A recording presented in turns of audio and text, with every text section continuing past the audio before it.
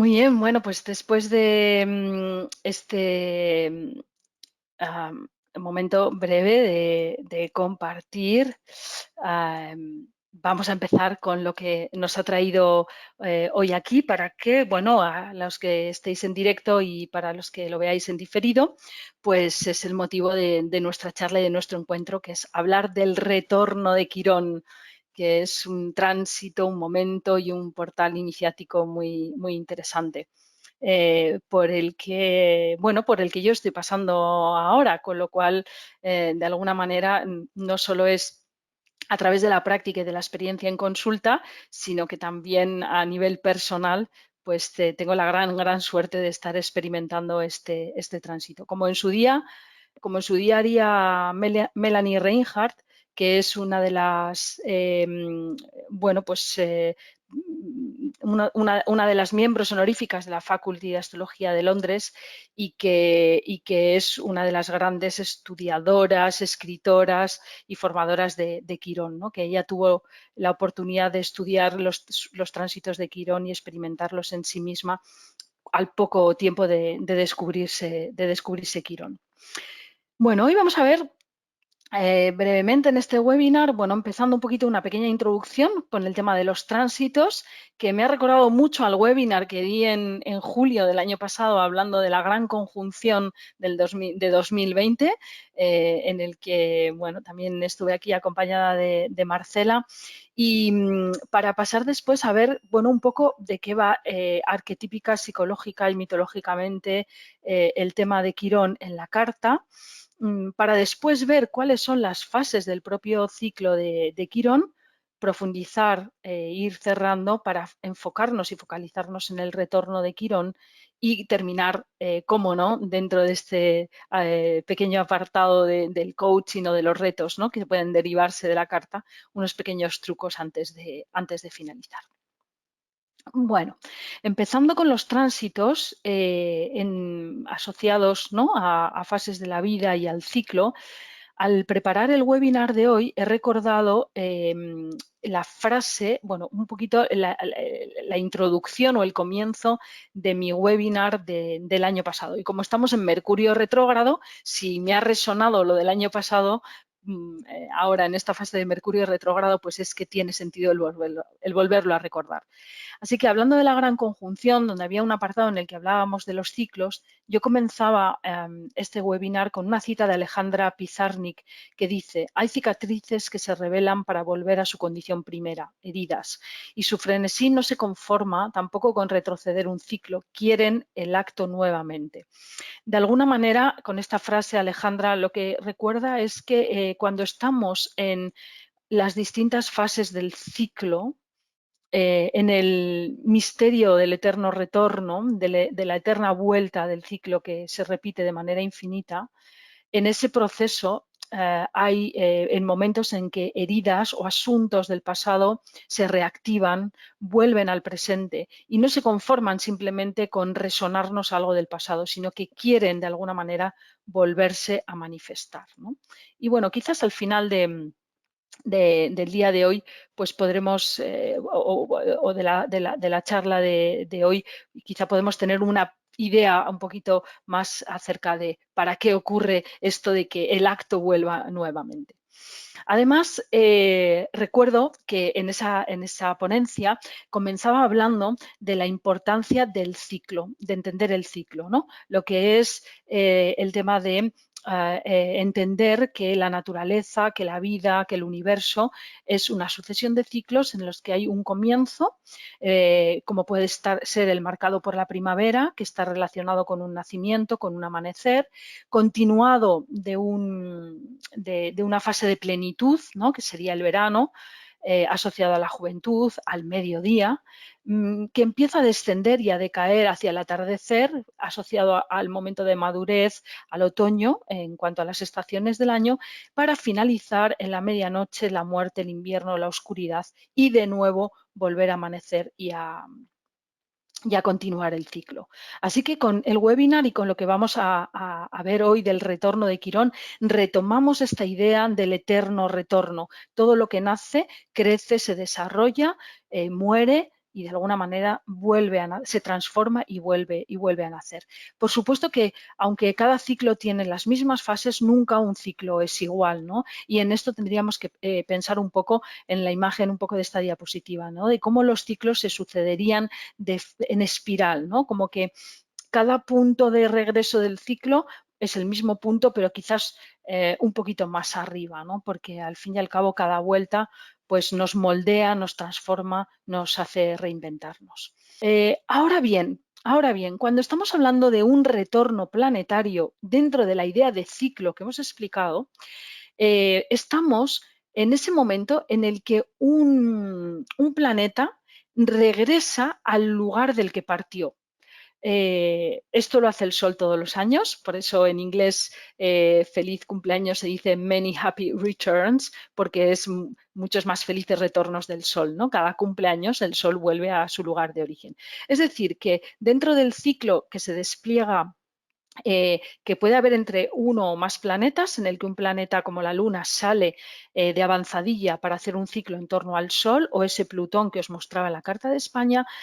Además, tenemos los ciclos de los planetas sobre sí mismos, ¿no? Y en este sentido, cuando un planeta regresa al lugar del que partió y tenemos distintas duraciones para distintos planetas, como vamos a ver ahora, estamos hablando de un retorno. Y así tenemos el retorno de la Luna, el retorno del Sol, el retorno de Júpiter. De hecho, se pueden hacer cartas natales del retorno de los planetas. Y es un momento en el que el planeta ha completado su órbita alrededor del Sol, ha completado un ciclo. Así que en el ciclo, el retorno es ese punto entre la noche, el anochecer y el día, el amanecer. Marca el final de un ciclo y el inicio de un nuevo ciclo. Y este es que astrológicamente en aspectos es lo que conocemos como la conjunción, es lo que se denomina el retorno. Para finalmente llegar en el 2023, aún ella le quedan un par de años o un año, 2 años para llegar al retorno, de Quirón en un tiempo, ¿no? Y que podemos ver aquí en la carta cuando Quirón ha hecho todo el recorrido y todo el camino y ha llegado de vuelta a la casa 2. ¿Y qué es este momento del ciclo? Este momento del ciclo es el momento de integración. Ya hemos despertado la herida, ya la hemos vivido, ya la hemos mirado, ya la hemos ido aceptando, ya la hemos ido sanando y ahora lo que nos toca es integrarlo. Ahora bien, yo aquí quería decir algo muy importante. No solo por el hecho, que no sé si creo que lo tengo por ahí en alguna cita, lo recordaré si no más tarde, no solo por el hecho de que Quirón vaya transitando por todo el ciclo, nosotros vamos a sanar. La sanación depende de nuestra colaboración con el tránsito. Es decir, que si en todo el ciclo de Quirón no hemos traído a la consciencia de qué va todo el tema quironiano en nuestra vida y no lo asociamos a algo en concreto y no vamos trayendo en cada una de las partes del ciclo elementos del inconsciente, de nuestra psique interna a la consciencia, la sanación no se va a producir. O sea, que Quirón puede estar haciendo todas las vueltas al Sol que quiera, ya la carta, que no por bobilis por sí mismo va a provocar eso, ¿no? Tenemos que colaborar con el tránsito, tenemos que poner de nuestra parte, tenemos que profundizar en lo que significa el tema quironiano e ir sanando. Y con esto llegamos, y ya llegando poco a poco al final de la ponencia, a enfocarnos un poquito más a lo que es el retorno de Quirón, ¿no? En esta fotografía que me parecía como muy simbólica, ¿no? Es el atardecer o el anochecer de la vida. Y aquí me resonaba mucho el compartir una cita de Jung, el gran psicólogo, que dice: no podemos vivir en el atardecer de la vida, hay una rata, no podemos vivir en el atardecer de la vida con el programa de la mañana. Lo que a la mañana era importante parece pequeño al anochecer y lo que era verdad a la mañana en la tarde es una mentira. Y de esto es mucho de lo que va el retorno de Quirón. Fijaos que yo he querido poner esta foto ya así en grande de la reina de España, de Leticia Ortiz, que me llamó mucho la atención preparando la ponencia, porque el titular de esta foto en la prensa es Leticia Ortiz luciendo sus canas. Si de hecho os fijáis en la foto, se ve como, bueno, pues o bien no tiene el pelo teñido o lo tiene teñido sabiamente como para dejar entrever las canas, ¿no? Y me pareció tan sincrónico y tan simbólica esta foto, ¿no? Porque el retorno de Quirón a los 50 años va mucho de cómo saber envejecer y de cómo hacer el tránsito a la segunda mitad de la vida. Es una crisis profunda, es un momento delicado, muy vulnerable.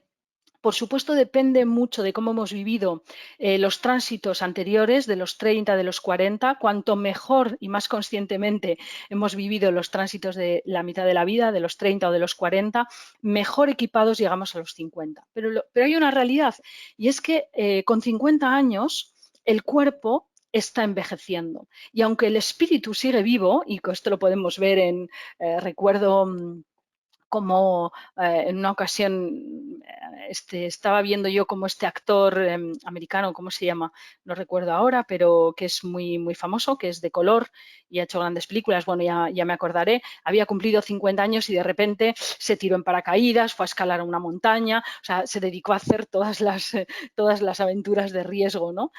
Como de alguna manera como que a los 50 es algo dentro de mí que sigue joven, que sigue con ganas de hacer muchas cosas, pero un cuerpo que si a los 40 ya había empezado a modificarse, a los 5 irremediablemente, como diría que la caída del imperio romano es inevitable, ¿no? Entonces el cuerpo está envejeciendo, muestra signos de envejecimiento. Además, energéticamente hay una bajada de energía vital, con lo cual ya vemos que no podemos trasnochar lo mismo, no podemos salir de fiesta igual, no podemos correr tanto y es obvio, o sea, el proceso de envejecimiento se hace obvio a nivel físico, cosa que no se ha hecho antes en los tránsitos. Así que esto es alguna manera, esto es una manera de llegar a un encuentro, ¿no? Con nuestra propia mortalidad.